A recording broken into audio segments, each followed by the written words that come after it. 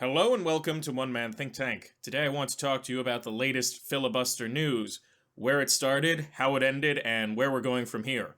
Now, as you can see from this title, I'm using a CBS News article as the backdrop here and a place to pull a few details from.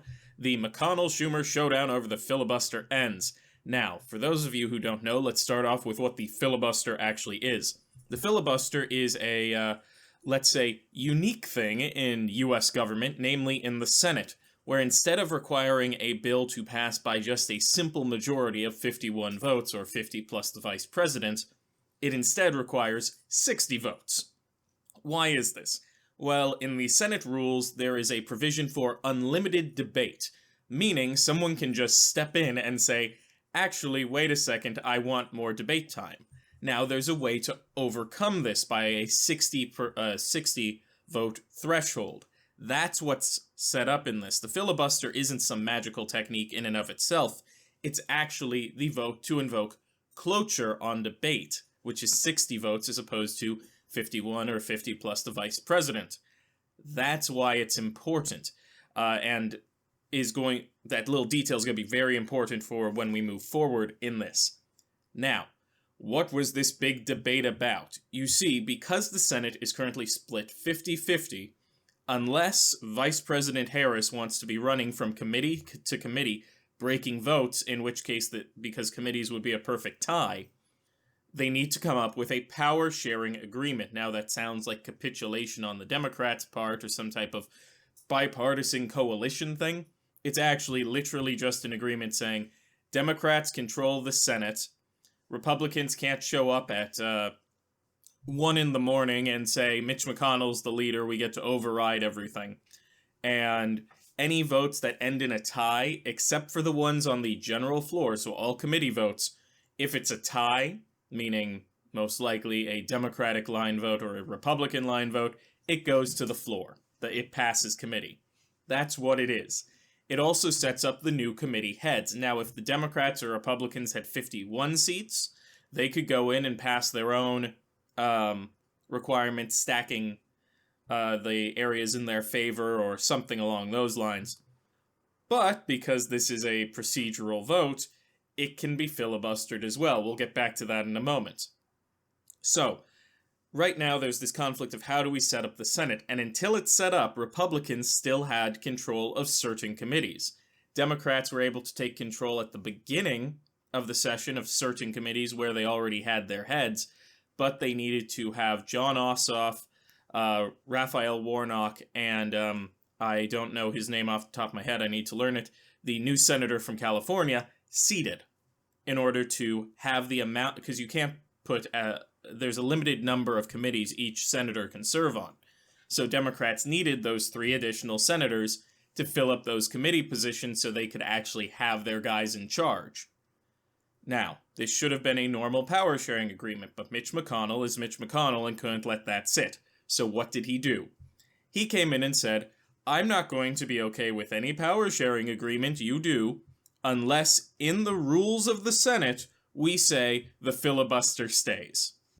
Now, why is this so important? Well, you see, it's really hard to amend the rules of the Senate, because those are basically in place for that Senate session. While the, general procedures and such as cloture, can be removed with a simple majority vote, which you can't invoke the filibuster on. Hence why it's called the nuclear option. You can actually get rid of the filibuster by having the nuclear option, by just doing the nuclear option, which is a simple 50-vote majority, meaning really the filibuster has a sword of Damocles hanging over it that can drop at any time. So, why did Mitch McConnell want this? For one very simple reason, Mitch McConnell's main tactic, and I've been over this before, is to stall.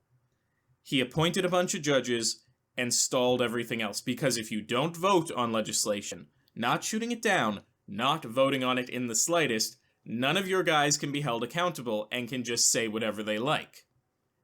And also, when you're the party of no, it really helps you when you just say no over and over again. Now, Mitch McConnell has clearly backed down. Why did he do this? Because 2 Democrats, the most conservative Democrats in the House, Joe Manchin of West Virginia and Kristen Sinema of Arizona, came out and said they're not going to get rid of the filibuster. They pledged they won't. Now, this is very different from what Mitch McConnell originally demanded. He wanted the filibuster to be preserved in Senate rules. But two of the most conservative senators who had already come out and said they were against changing the filibuster convinced him otherwise. And now the battle is over. And for the record, Mitch McConnell was also planning on filibustering the, I forgot what it's called, the power sharing agreement in order to try and force Democrats' hands on this. So what actually happened?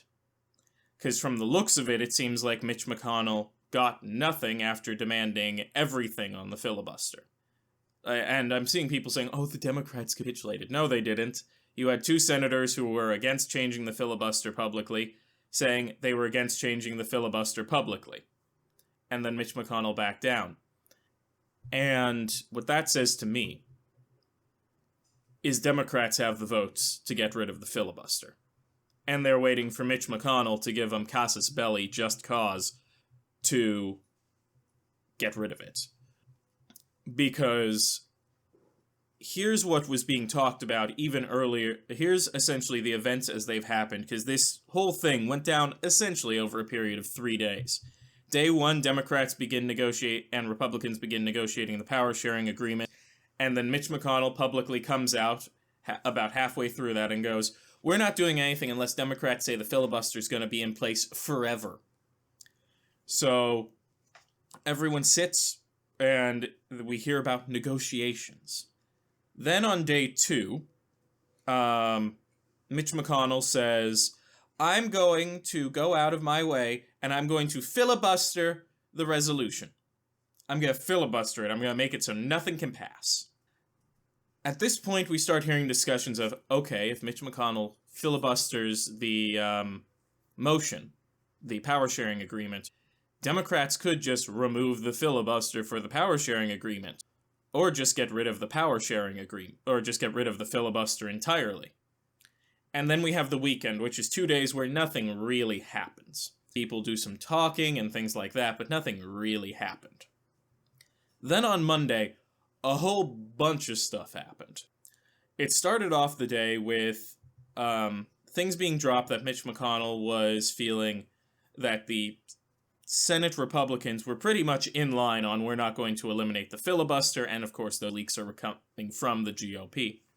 But also that people like Joe Manchin, Kristen Sinema, and John Tester, the most conservative members of the Democratic caucus, have come out and told Chuck Schumer to stand strong on the filibuster, meaning don't give up to McConnell, don't give him the change that the filibuster is permanent. And don't come out and say you want to keep the filibuster around. Then later that day, in the evening, within an hour of each other, all three of those conservative senators come out and give some form of statement saying, Mitch, I'm not going to change the filibuster. There you have it. I'm not going to change it. Chuck can say Chuck's not on board with me saying this, but I'm not going to change it. All three within an hour. Then Mitch McConnell, within an hour of that, says, okay, I'm no longer going to filibuster the agreement, let's negotiate, yay. So what does that mean? First, we need to look at what McConnell's motivations probably were. McConnell's motivations can be summarized as one simple thing. He wants to preserve the filibuster. But his secondary motivation is he wants to cause chaos in the Democratic caucus.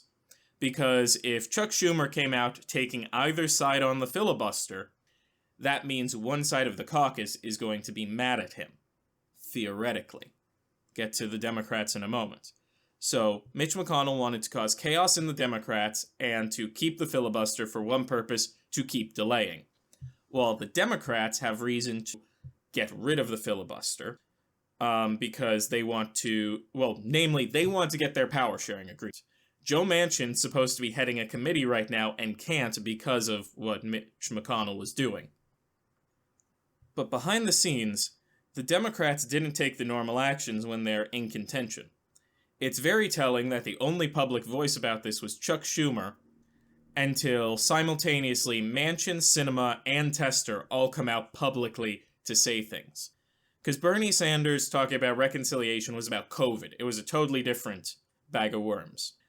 While other people who are pro-eliminating the filibuster, such as Merkley and Warren, who are normally who do not mince words when it comes to, for lack of a better term, attacking their Democratic colleagues who are more conservative than them when they do things they don't like, were silent. They didn't go after Tester, they didn't go after Manchin, they didn't go after Sinema. That says behind the scenes the Democrats are more unified than people think. And if I had to make a guess, because FYI, if McConnell was dragging this out, we could have seen this battle go into late next week, right up until the impeachment trial. And that says to me that behind the scenes, Schumer was able to either bluff or literally tell McConnell, you do that, they will kill the filibuster. I can get Manchin and Sinema to do it. And Tester, of course. And Mitch back down. And I think we're going to be seeing this battle go on quite a bit for a lot of legislation, especially very, very, very big legislation such as H.R. 1, the For the People Act, and the John Lewis Voting Rights Act. Sorry, said a lot in one breath there. And I'll get back to the Voting Rights Act in a moment, where it'll be Mitch McConnell saying, well, we'll filibuster. Because keep in mind, he does have his caucus basically wrapped around his finger. And then the Democrats going, okay, we'll just kill the filibuster. And then Mitch going, no, don't kill the filibuster. Because Republicans need it when they're in charge too. There's a reason nothing passed when the Republicans had full control of everything. It's because McConnell's strategy is Republicans don't vote. Now, to briefly go back to the Voting Rights Act, the Supreme Court is hearing a case right now that will decide the fate of Section 2 of the Voting Rights Act. The real Voting Rights Act, not the John Lewis one. And the John Lewis one is named after the Voting Rights. Section 3 was already thrown out by the Supreme Court, hence the need of a new Voting Rights Act. If Section 2 is thrown out, the John Lewis Voting Rights Act is the most popular piece of legislation with the Democratic Senate. All 50 of them support it.